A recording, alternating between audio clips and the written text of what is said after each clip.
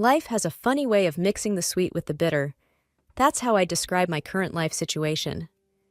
I'm Emma, 27 years old, newly married to Jack, the kind of man who makes every day brighter. We live in a small house, a charming place really, left to me by my grandfather. It's our little haven, filled with love and the dreams of a future family. Jack and I, we're saving up, hoping to buy a bigger house someday. But for now, this place is our world. It's quaint, filled with memories of my childhood, and now of our life together. Then there's Jack's family. His parents, Mike and Susan, are decent folks. Mike's a bit stern, the kind who believes in hard work and responsibility. Susan, she's a sweetheart, always trying to smooth things over whenever there's a disagreement. But the real challenge in the family dynamic? That'd be Lily, Jack's younger sister. She's 24, living a life starkly different from ours. She doesn't work, spending her days hanging out with friends and living life at her own pace. Family dinners are often an interesting affair. Like this one Sunday, we were all gathered around the table at our house. Mike was in his usual form, lecturing Lily about getting a job. "Lily, you're 24. It's high time you started thinking about your future," Mike said sternly, barely looking up from his plate. Lily just scoffed. "Oh, come on, Dad. I'm doing just fine. Why rush life?" It was the usual script. Susan, ever the mediator, jumped in to defend her. "Mike, leave her be. She's still figuring things out." Mike's disapproval was palpable, but he let the topic drop. This was a recurring theme. Mike trying to push Lily towards independence, and Susan cushioning her fall every time. It's a tightrope walk in their household. Lily's relationship with work, or the lack thereof, wasn't just a topic at the dinner table. It was a family concern. And yet, there was this unsaid rule, not to push too hard, not to upset the delicate balance. Jack and I, we try to stay out of it. We've got our own plans, our own future to build. But sometimes, family issues have a way of spilling over, don't they? After that Sunday dinner, things started to change, slowly at first, then all at once. Lily began dropping by our house more often. Initially, it was just the odd visit here and there. But soon, it became a regular thing. Almost every other day, she'd show up, sometimes even when Jack and I weren't home. I remember one afternoon, I was in the middle of baking when I heard the front door open. In walked Lily, as if she owned the place. "Hey, Emma," she greeted cheerfully, sauntering into the kitchen. "Smells good in here. What are you making?" I forced a smile. "Just some banana bread, for dessert tonight." Lily didn't seem to get the hint. She plopped down at the kitchen table, watching me. "Cool. I'll stick around for a bit, if that's okay?" It wasn't, not really. But what was I supposed to say? "Sure, Lily. Make yourself at home." The visits became more intrusive. Lily would help herself to food in the fridge, lounge on the sofa for hours, sometimes even borrow my clothes without asking. I tried to brush it off, told myself she was just being friendly in her own way. But one day, I reached my limit. I walked into the living room to find Lily sprawled on the couch, flipping through a photo album, one of our wedding albums. "Lily!" I couldn't hide my irritation. "That's private. Can't you ask before going through our things?" She looked up, seemingly unfazed. "Oh, relax, Emma. We're practically sisters. What's mine is yours, and what's yours is mine, right?" I sighed, trying to keep my composure. "That's not really how it works, Lily. There should be some boundaries, you know?" She just shrugged and went back to the album. I felt this wave of frustration, but I swallowed it down. No use arguing. Jack noticed the tension, too. One evening, after Lily had left, he found me sitting on the couch, lost in thought. "What's up, Em?" he asked, sitting down beside me. I looked at him, the words spilling out. "It's Lily. She's here all the time, going through our stuff. It's like we don't have any privacy anymore." Jack frowned. "I know, I've noticed. I'll talk to her, okay? She probably doesn't realize she's overstepping." I nodded, though I wasn't sure talking would help. Lily had this way of just brushing off any criticism, laughing it away like it was nothing. True to his word, Jack spoke to Lily a few days later. I wasn't there for the conversation, but he told me about it afterward. He said he'd been gentle but firm, explaining that while she was always welcome, she needed to respect our space and privacy. She took it well, Jack assured me. Said she didn't realize she was being a bother. She'll back off. I wanted to believe him, but there was a part of me that doubted things would change. And, as it turned out, I was right. The visits continued, and with them, the tension grew. It was like walking on eggshells in my own home, never knowing when Lily would pop up next. The situation with Lily escalated quicker than I expected. It was a Tuesday afternoon, one of those rare days when I had the house to myself. Or so I thought. I was upstairs, tidying up the guest room, when I heard a noise from our bedroom. My first thought was Jack had come home early, but a peek down the hall confirmed my worst suspicion. It was Lily. There she was, in our bedroom, rummaging through my dresser. My heart pounded with a mix of anger and disbelief as I watched her casually pull out my clothes, examining them as if she was in a store. "Lily, what the heck are you doing?"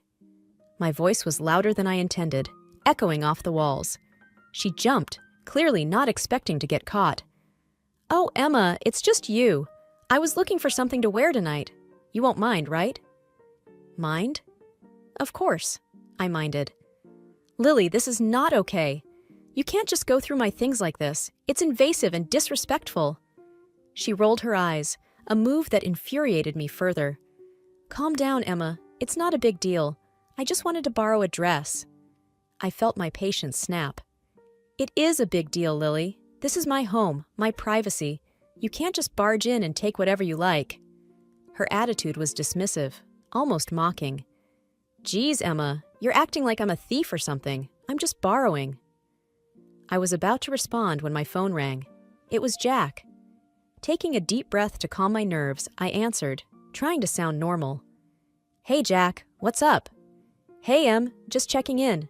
How's your day going?"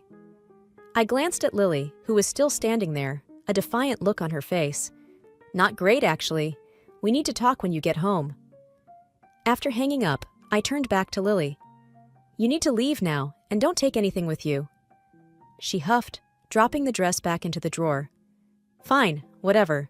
You're making a big deal out of nothing." As she stomped out of the room, I felt a mix of relief and frustration. This was more than just borrowing a dress. It was a total disregard for boundaries, and I knew it couldn't go on. That evening, when Jack came home, we had a long talk.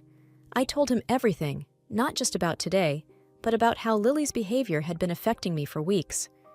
Jack looked troubled. "I'm sorry, Em. I thought talking to her would help. I didn't realize how bad it was." "We need to do something, Jack. It's not just about the clothes or the food. It's about respect and privacy. She's crossing the line, and it's not fair to us." Jack nodded, his expression serious. "I'll talk to her again.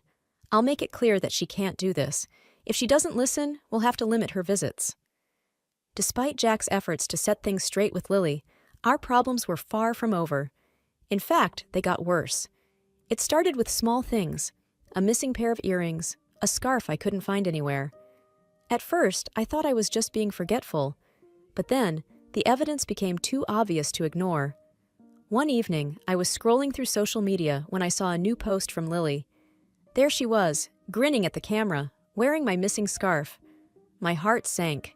It wasn't just forgetfulness. Lily was taking my things.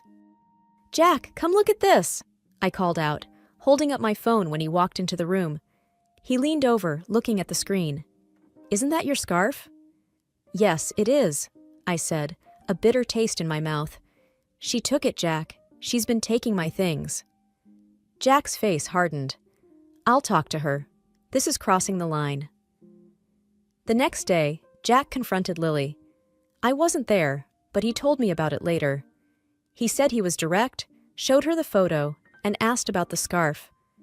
Lily's response was as infuriating as it was predictable. "That scarf? Oh, I must have grabbed it by mistake. I have one just like it." Jack didn't buy it.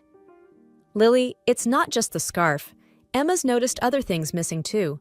This needs to stop." Lily shrugged, all innocence. "I don't know what she's talking about. I haven't taken anything." It was a stalemate. Jack believed me, but Lily was in complete denial. What could we do? We had no proof, just a strong suspicion. The situation put a strain on our home life. I felt violated, unsafe even. My own home didn't feel like a sanctuary anymore. Every time I left a room, I wondered if something else would be missing when I returned. It wasn't long before another incident occurred. This time, it was a pair of sunglasses. I knew I had left them on the kitchen counter, but they were gone the next morning. And, as if on cue, Lily showed up later that day wearing a pair identical to mine. "Nice sunglasses," I commented, unable to keep the edge out of my voice. Lily looked at me, a smirk playing on her lips. "Thanks. Got them a while back. Pretty cool, right?" I didn't respond. What was the point? It was clear she wasn't going to admit to anything. Jack was as frustrated as I was. "I don't know what else we can do, Em. If she won't admit it, how can we stop her?" I didn't have an answer. We were stuck in this cycle of theft and denial, and it was wearing me down. I started hiding my valuables, locking doors I never used to lock. It felt ridiculous, but I didn't know what else to do. The thefts were bad enough, but what happened one Friday night took everything to a whole new level. Jack and I were curled up on the couch, watching a movie, trying to forget our troubles for a while. It was late, maybe around 11 p.m., when we heard a commotion outside. Loud voices, laughter, the sound of a car door slamming. My heart sank as I peeked out the window. There, in our driveway, was Lily, looking tipsy, with a group of her friends. They stumbled towards the door, and before we could react, they barged in. Lily was leading the pack, a drunken grin on her face. "Surprise!" she slurred, as her friends filed in behind her, loud and unruly. Jack stood up, his expression a mix of anger and disbelief. "Lily, what the hell? It's almost midnight!" Lily just giggled, swaying slightly. "Chill, bro. We just wanted to hang out, have some fun." Her friends were already making themselves at home, one of them heading to the fridge, another cranking up the music on their phone. I felt a surge of frustration. "This is not okay, Lily. You can't just show up like this, especially not this late." Lily waved her hand dismissively. "Oh, come on, Emma. Loosen up a bit. We're just having a little fun." Jack's patience snapped. He marched over to the group at the fridge. "No, Lily, you need to leave. Now. This is our home, and you're disrespecting it." One of Lily's friends, a tall guy with a loud laugh, piped up. "Hey man, no need to be a buzzkill. We're just partying a bit." Jack was seething. "I don't care. Get out, or I'm calling the police." The atmosphere shifted from rowdy to tense. Lily looked at Jack, her expression sobering a bit. "You wouldn't call the cops on your own sister, would you?" Jack didn't waver. "Try me. This is the last straw, Lily." There was a moment of standoff, then Lily sighed dramatically. "Fine, we're leaving. You're such a killjoy, Jack." As they filed out, the relief was palpable. Jack locked the door behind them and turned to me, his face a mixture of anger and worry. "I'm sorry, Em. I had no idea she would do something like this." I just nodded, feeling emotionally drained.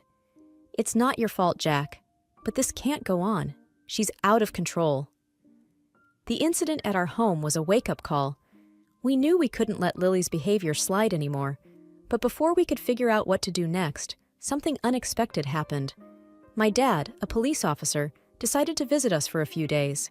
He had always been my rock, and I was grateful for his presence, especially now. He arrived on a Thursday, his old duffel bag in hand, and a reassuring smile on his face. "Hey, Pumpkin," he greeted me, giving me a firm hug. "Thought I'd drop by and spend some time with my favorite daughter." I smiled, feeling a sense of relief wash over me. "I'm your only daughter, Dad, but I'm glad you're here." The only unpleasant moment is Lily, who ran in for a minute, asking to go to the toilet. After a moment's thought, I let her into the house, not wanting to make a scandal in front of Dad. Dad was a man of few words, but his presence alone made me feel safer. He had a way of bringing calm to any storm. That evening, we had a quiet dinner, and I could tell Jack felt more at ease, too. The next morning, things took a turn. Dad usually kept his wallet and a few personal items in a small pouch he carried. But when he went to grab his wallet, his brow furrowed in confusion. "That's odd," he muttered, searching through his pouch. "I could have sworn I had my card in here." Jack and I exchanged a look. "What's wrong, Dad?" I asked, a sinking feeling in my stomach. My bank card, it's missing. He sounded more puzzled than worried. We immediately called the bank and blocked the card. Just then, my phone rang. It was Lily. Her voice was loud and slurred, the sound of music and chatter in the background. Emma, why the hell did you block the card? I can't withdraw any money. My heart stopped. What are you talking about, Lily? The card, Emma. The one I took from your room. I was using it to buy drinks, and now it's blocked. I felt a mix of anger and shock. Lily, that wasn't my card. It was my dad's.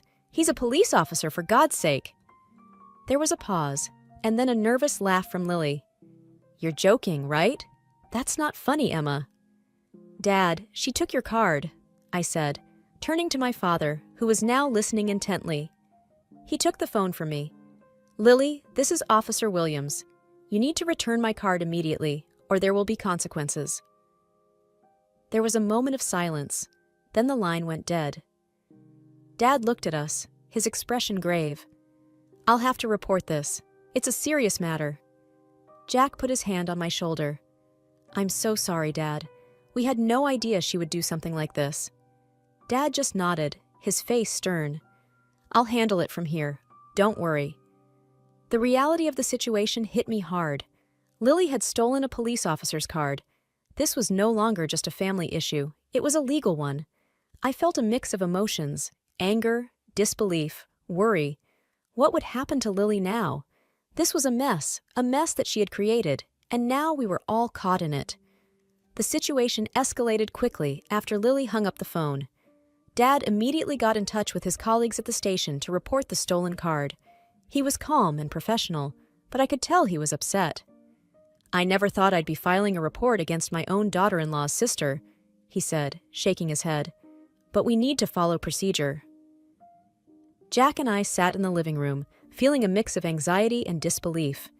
It wasn't long before we heard a knock on the door. It was 2 police officers, Dad's colleagues, who had come to take a statement. As they were wrapping up, another call came in. It was Susan, Jack's mom, her voice frantic. Emma, what's this I hear about Lily and a stolen card? Tell me it's not true. Jack took the phone, his voice strained. Mom, it's true. Lily took Dad's bank card and used it. The police are involved now. Susan sounded on the verge of tears. But she's family. Can't you just let it go? She made a mistake. Jack replied firmly. Mom, it's out of our hands. Dad's a police officer. This is serious. The situation reached its peak later that evening at the police station. Jack, Susan, Mike, Dad, and I were all there. Lily was in one of the interview rooms, looking small and scared. Mike was the first to break the silence. I can't believe she would do something like this. We've tried to raise her right. Susan was defensive. She's just a child. She didn't mean any harm. Dad spoke up, his tone even but firm. Stealing is serious, especially from a law enforcement officer. It's not just a family matter anymore. We were all waiting when Lily came out, accompanied by an officer. Her usual bravado was gone. She looked at us, her eyes welling up with tears. I'm sorry, she whispered. I didn't think it would be a big deal. Dad stepped forward. Lily, you need to understand the gravity of what you've done. This isn't just a simple mistake. Susan rushed to Lily, hugging her. It's okay, baby. We'll sort this out. But Mike had had enough. No, Susan. This is where we draw the line. She needs to learn. The officer cleared his throat. We can proceed with charges, or if the cardholder wishes, he can decide not to press charges this time. Dad looked at me and Jack, then at Lily. I won't press charges, but this is your last chance, Lily. Any more trouble, and it's out of my hands. Lily nodded, sniffling. I promise. No more trouble. The incident with the stolen card wasn't just a passing storm in our lives. It left lasting changes in its wake. After Dad discovered the amount Lily had spent with his card, Mike, Jack's father, had no choice but to cover the expenses. It was a hefty sum, and the tension it caused within the family was palpable. We gathered at Mike and Susan's house for what was supposed to be a regular family dinner. But the atmosphere was anything but normal. Mike sat at the head of the table, his expression stern and resolute. Lily, "I've paid back the money you took from Emma's father," Mike began, his voice heavy with disappointment. "But I want you to understand, this doesn't end here. You need to find a job and pay me back every penny." Lily, who had been quiet until then, suddenly erupted. "Pay you back? That's ridiculous. I can't believe you're doing this to me." Mike was unyielding. "It's time you learned to take responsibility for your actions. I'm not giving you any more money." The declaration seemed to push Lily over the edge. She stood up, knocking her chair back. "Fine! If that's how you want it, I'm leaving. I don't need any of you." The room fell silent as Lily stormed out. Susan, tears streaming down her face, stood up to follow her daughter. "How could you, Mike? She's our daughter." Mike's response was firm, yet tinged with sadness. "She needs to learn, Susan. We can't keep shielding her from the consequences of her actions." With a final sob, Susan left the room, leaving a heavy silence behind. In the months that followed, the family dynamic shifted dramatically. Susan and Lily moved out, renting a small apartment. Mike, though heartbroken, stood by his decision, believing it was for the best. Jack and I watched from the sidelines, hoping that Lily would come to her senses. However, occasional glances at her social media profiles told a different story. Pictures of nights out, new clothes, and the same carefree attitude. It seemed Lily hadn't learned much from the ordeal. As for Jack and me, the whole experience brought us closer. We learned the importance of setting boundaries and the value of standing up for what's right, even when it's tough. Our home became our sanctuary once again, a place of peace and respect. Looking back, I realized that every family faces its trials. Ours was a difficult one, filled with tough love and hard decisions. But through it all, we learned valuable lessons about responsibility, respect, and the sometimes painful process of growing up.